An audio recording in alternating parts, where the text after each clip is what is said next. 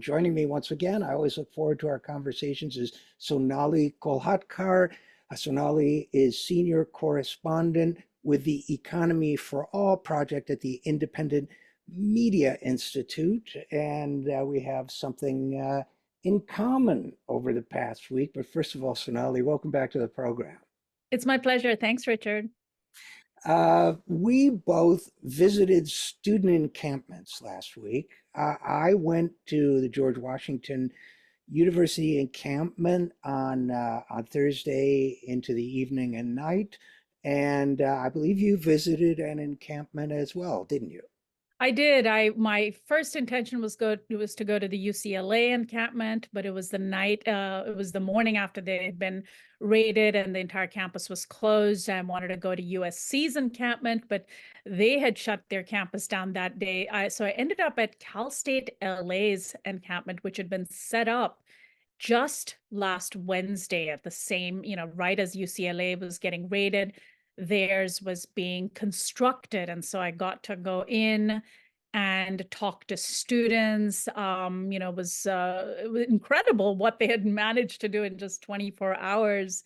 And, just see the kind of interesting setup that they had. It was a combination of tense. I think tense Mhm. because they were thinking about everything that had been done to their fellow students, but also these students are deeply, deeply grieving what's happening in Gaza, but also safe. There was a sense of safety there because they felt that they were surrounded by like-minded people and they had safety in numbers. So it was a very interesting feeling that I got from walking around. Maybe you got a similar feeling. I don't know what it's like elsewhere in the country, but here in Southern California, similarly to New York, students have been horribly attacked by their university administrations and by local police.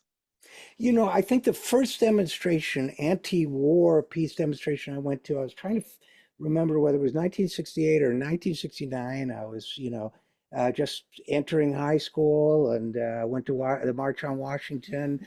I know I was at the 1969 moratorium March on Washington, and the encampment that I saw reminded me of those demonstrations in the sense of, first of all, exactly what you described: community, a sense of solidarity, a sense of common purpose, a sense of mutual support that, let's face it, can't be built on the internet. No form of electronic activism can, in my view anyway, can replace human beings in human space. And secondly, I don't use this word lightly, but a real spirit of love, a love for the people of Gaza and the other victims of this tragedy, love for each other, a desire to do good in the world. And Sonali, what struck me more than anything else all the time I was there was how dramatic the contrast was between these encampments as we experience them through the media and these encampments as they exist in human experience. Do you get what I'm trying to say? Yeah, they're very different in person. They're a lot more peaceful and calm. They are they are an exercise in practicing what you preach, which is really remarkable. And to me, what's just mind-blowing is that these are young people who are balancing their deeply held beliefs and their activism with schoolwork, right? They're on the verge of finals. They have assignments due and papers to write and tests to prep for.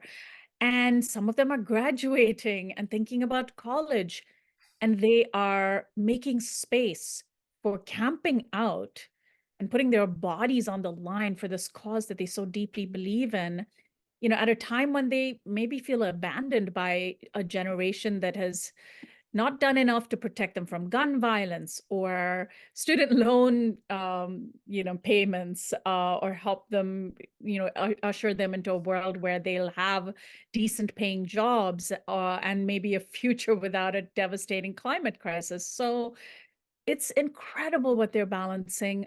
And I feel a deep sense of solidarity with these young folks, many of whom are old enough or young enough rather to be my children. I was a 16-year-old, so it's quite remarkable.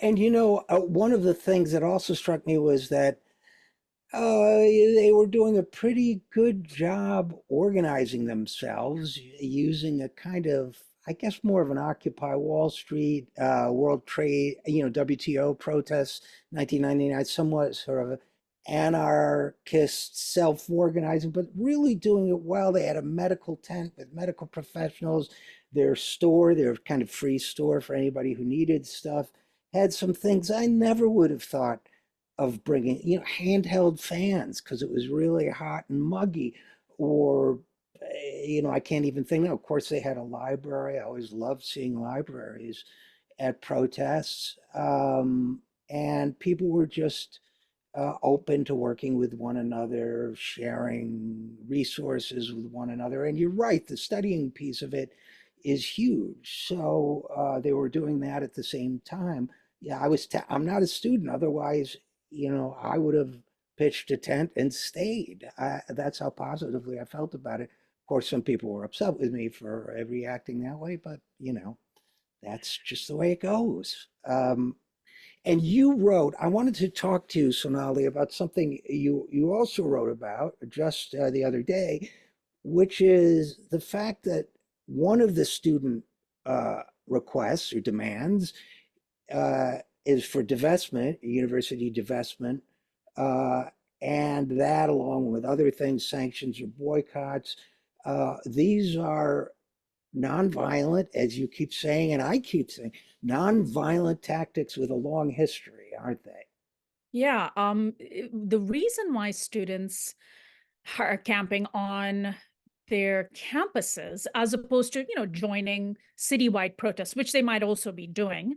But the reason why they are specifically making demands of their university administrations is that, first of all, it's the one thing they have power over, and they're doing it because many, if not most, university administrations have ties to Israel in various forms, whether it is through investments of their portfolios. Most big universities, especially, have major endowments.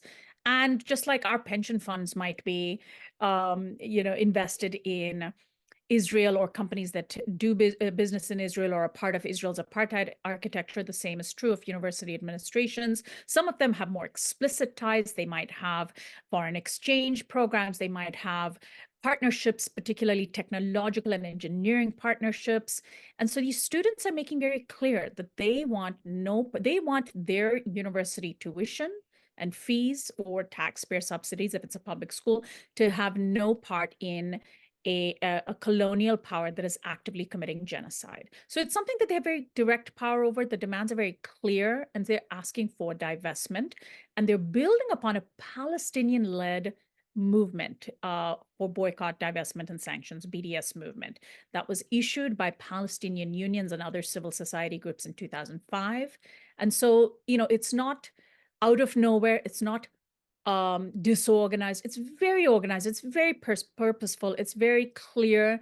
It's very methodical, and they have clear demands. And universities can choose to go one of two ways. They can either do what Columbia University and UCLA did, which is call the city police and deploy them onto their own students violently, or they can do what Evergreen State College in Seattle did, or Brown University is doing, which is Right. negotiate with the students and say, okay, maybe your demands aren't that unreasonable. Let's talk about it. We'll have a vote. We'll discuss it. And in exchange, you remove your encampment. So, this is, it's really powerful. And what it's doing is it's also forcing a public discourse on Palestine, right? So it has Right. multiple effects, whether or not it's actually practical, or actually, it's not as though if universities entirely divested from Israel, that Israel's genocidal behavior would immediately stop overnight because it suddenly didn't have enough money. But it's that it's a moral question that keeps the focus on what Israel is doing, keeps the conversation on what Israel is doing, and really shames Israel. So it's a nonviolent tool to force a colonial power into being a pariah state, and being forced by the global community to stop what it's doing.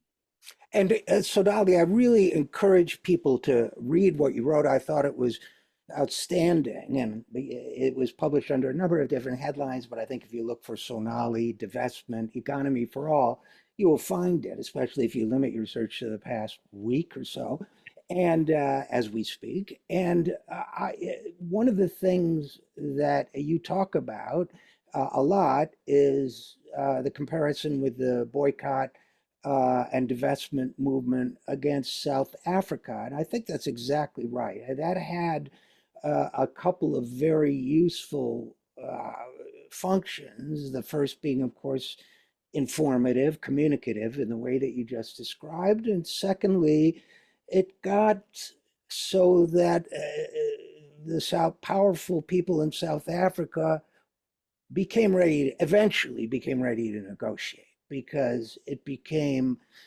unsustainable for them. And to me, it's important to remember that A, because it was a nonviolent tactic, B, because it succeeded, and C, because I think it explains what to me is the really extreme nature of the response, the repression, the police violence, the smearing of these students with false accusations of anti-Semitism and so on.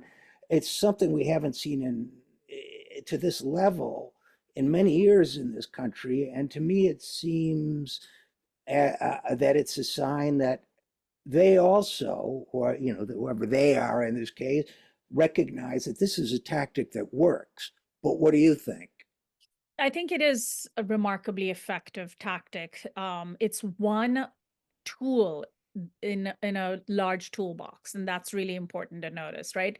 It's interesting to see the detractors of these students trying to poke holes at them, trying to accuse them of not, of naivete and ignorance. Oh, as if your actions, camping out here on your on your campus is going to do anything about what's happening in Gaza. Well, first of all, it's not the job of these students to solve Israel's attack on Gaza. It's their job to be young people, and they're the conscience of our society. They're doing what they can. They're aiming their anger, their wrath, their demands non-violently at their university administrations. And it should inspire all of us to ask, well, if they're doing that, what are we doing to complement, supplement, boost their actions, and to help put it into context so that they and we are all part of a large, broad movement. There's a genocide unfolding before our eyes. Israel has begun its ground scale attack on Rafah and has already killed dozens of people. There's a bloodbath unfolding before us, and these students are asking us, what are you going to do about it? One of the students that I spoke with at CSULA last week told me that she is in touch with, via social media, with a Palestinian living in Gaza who has a 1-year-old child. And this is a person who does relief work and had to be separated from his child so that his child could be taken to safety and so that he could remain doing his the food aid that he was engaged in. These young people, because of social media, are forming personal ties to those in Gaza. They are no longer relying on mainstream media sources to tell us the story in abstract, sanitized ways of what's happening. They're forming personal human-to-human connections in as much as you can digitally, and they are grieving with the people of Gaza as the people of Gaza are being massacred, and they're doing everything they can. And so I think it's absolutely incredible and inspiring, and their calls for divestment should be seen in that context as a very concrete demand. That's one demand out of many that should inspire us to ask what we are doing to support them.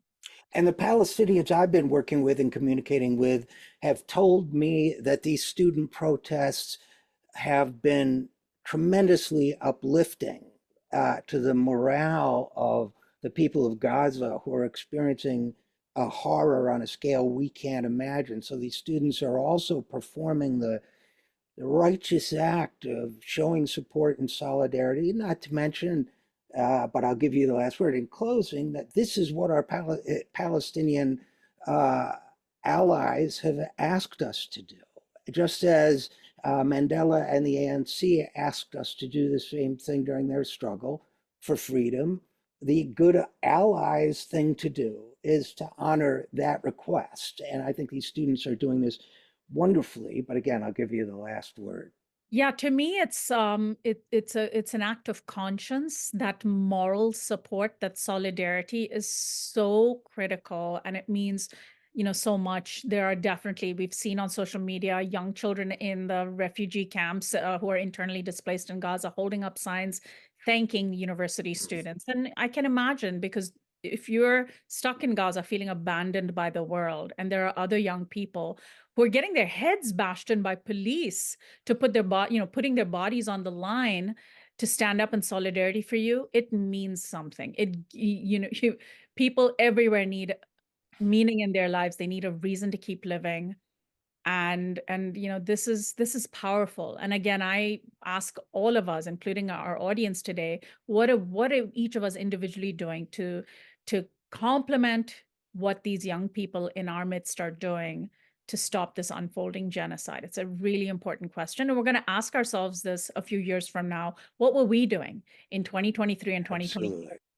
when Absolutely. And I don't know if I seem like a tough old guy or whatever, but when you mention those young kids holding up those signs, thanking them, it brings tears to my eyes. yeah. So it's a wonderful thing to do, and it's wonderful that you've been covering it so well. So Sonali Kolhatkar, senior correspondent for the Economy for All project at the Independent Media Institute.